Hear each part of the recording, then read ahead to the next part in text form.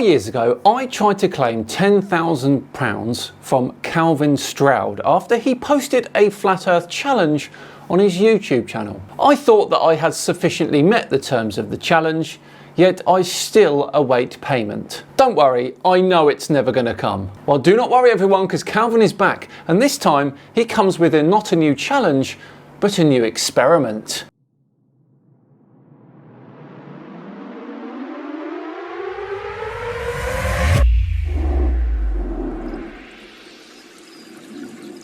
Hello all and welcome along to another video and day 19 of One a Day for May, where I share a video every single day for the month of May.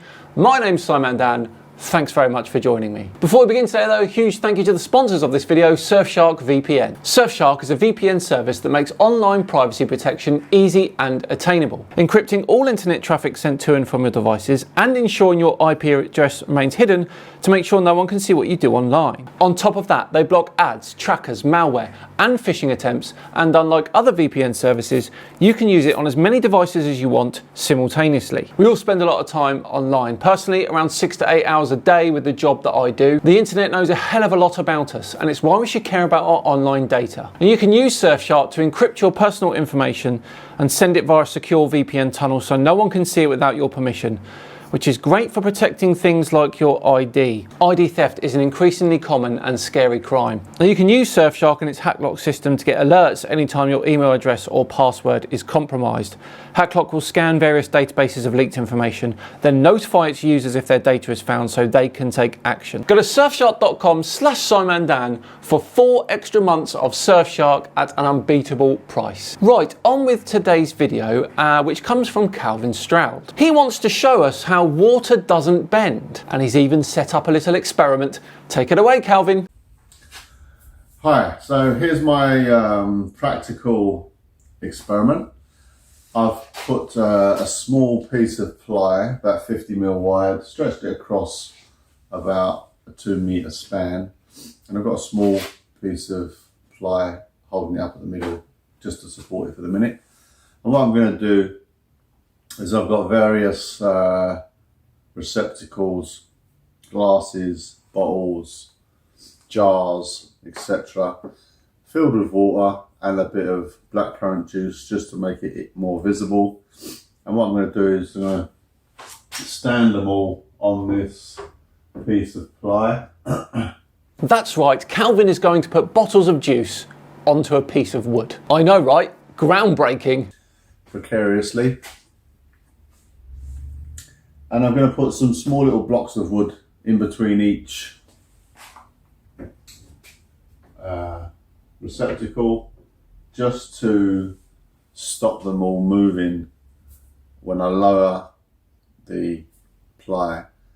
I don't want all the bottles, etc., to slide to the center. Well, this took a turn. Interesting, Calvin. Please continue. So what I'm going to show you is I'm going to line all the bottles up, and I'll show you a small experiment to prove to you that water doesn't lie, that man lies, and how the shape of the earth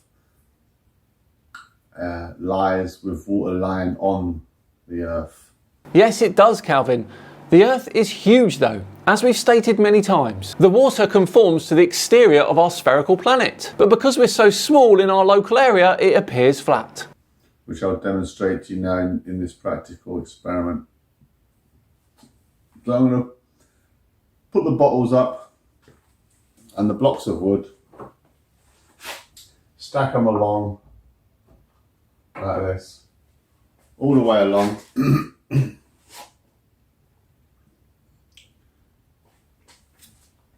You can use anything. Most of these bottles have got just some blackcurrant juice and water, but you can find, you know, Dad's car washing liquid, hand wash in the bathroom, any liquid basically. Yes, I think we all understand the concept, Calvin. I'm curious to see how you think this proves something though. Will do. Any liquid will do, because all liquids find their own level. The surface of any liquid will find its own level. No matter how thick it is, it will still eventually find its own level.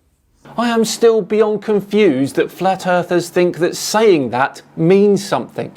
Amazing. Let's skip the next couple of minutes to the point where he's got all of his liquids lined up. So what I'm going to do, I want to show you now how I'm going to put the laser on. As I say, it's green laser. But what I want you to focus on is that when I remove this stick, this piece of ply, I'm going to allow this ply supporting all these receptacles full of fluid. When I lower it, you're going to see all the receptacles, etc., will lean over with the movement of the ground below it, which is the ply.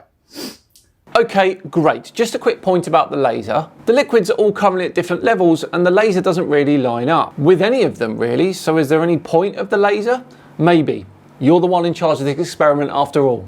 But what will remain level is the surface of the fluid inside each receptacle. And as you see, as I lower this down, with each one that passes the laser, you will see that the fluid inside each receptacle is perfectly level. Now I'm going to try and do this freehand because it's all balancing on a thin piece of ply. Well, yeah, he is doing what I thought he was going to do. Let's see this demonstration first and then we'll explain why he's wrong. So here goes. So I'm going to try and lower this down very carefully. And what I want you to pay attention to is the laser line where it touches each level of each fluid. Now here we go. Nice and slow. I'm going to try and lower this, and I want you to pay attention to the levels. If it fell right now, that would be hilarious, wouldn't it? I mean, it obviously doesn't, or he wouldn't have posted it. Well, I suppose CC published that video of his wife calling him an idiot, so who knows? Where the laser hits, like this bowl here, look, the pink one, the mouthwash, this one here, look, where it hits the line, it's exactly level. Hits the next one, it's exactly level. Hits this one, it's exactly level. Hits this one. And there you go. I don't care about that one. Hits this one, it's exactly level. Okay, so this is what we naturally see in the real world, is that the ground is curved downwards like a bowl or a bath or a pond or a lake or a sea. So I'm going to push this back up. I could have told you that this would have happened. And you know why, Calvin? Because you are conducting this experiment on a massive Earth that has a gravitational pull. The surface of a liquid in a container always settles perpendicular to the direction of gravity. On a local scale, that means it appears level, not curved, no matter the shape of the supporting structure underneath. When you bend that board or angle it, the glasses may tilt, yes, but the water in each glass still aligns with the gravitational pull of Earth, meaning their surface remains flat and level relative to gravity, not the board. On Earth, gravity pulls everything to the centre, right? Over long distances, this creates a spherical level, meaning level isn't a flat plane, but a curved surface equidistant to the Earth's centre. So this experiment does not mean what you think it means. If what I've just showed you is how you would naturally see the Earth with the waters or fluids lining the Earth. Now what we're going to do is I'm going to push the ply in the opposite direction to form your imaginary globe Earth. And we're going to have a look to see what happens with the fluid inside the receptacles. The exact same thing will happen because of the reasons I've just given, Calvin. Okay, so what I'm going to do now is I'm going to push the ply in the opposite direction, upwards, and we're going to watch what happens with the fluid inside each receptacle. I'll leave the laser on so you can see it, and I'll push it approximately 100 mil higher. Sounds good, although again, this will prove nothing.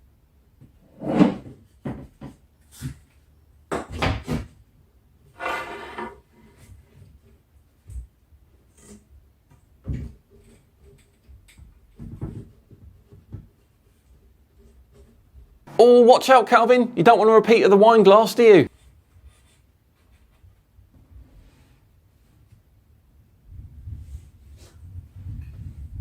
Now it's all balancing there quite precariously. But as you can see by the laser line, I've pushed that way out of level. The ply is bowing upwards. But if you look at each fluid in each receptacle. No one has to hear the word receptacle that many times in one video, so I'm finishing this one now. As I explained earlier, this proves nothing. It just shows how gravity acts on a liquid in a local environment. I cannot believe you actually made this video, my friend. Dear oh dear. Right, well there we go. Let me know in the comments below what you thought of Calvin's little experiment there. As I say, we're all done and dusted for another one. Thanks so much for watching today. As ever, it is always appreciated. If you enjoyed it, please do consider subscribing to the channel and hitting the thumbs up button too. It'd be very much appreciated. Just enough time to once again thank Surfshark for sponsoring today's video. Remember, go to surfshark.com/SimonDan for 4 extra months of Surfshark at an unbeatable price. Thanks again to Surfshark for sponsoring. I've been Simon Dan. Have yourselves a great day, and I'll see you tomorrow for Tinfoil Tuesday, where we have some dinosaur doubters in our midst. Of course we do. See you then. Oh, and I'm still waiting for that 10 grand, Calvin.